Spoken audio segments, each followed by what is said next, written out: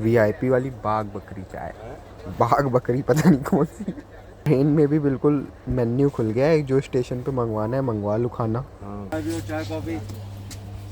तीसरा दिन आज ट्रेन में। अगरे के पेठे, इसे कहते हैं सीक्रेट जुगाड़। इतना ज़्यादा कोहरा कि ट्रेन 12-13 घंटे लेट हो तो नॉर्मल ही है।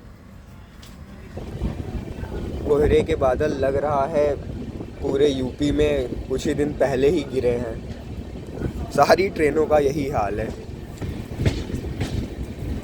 कुछ दिख ही नहीं रहा है 100 मीटर के बाद।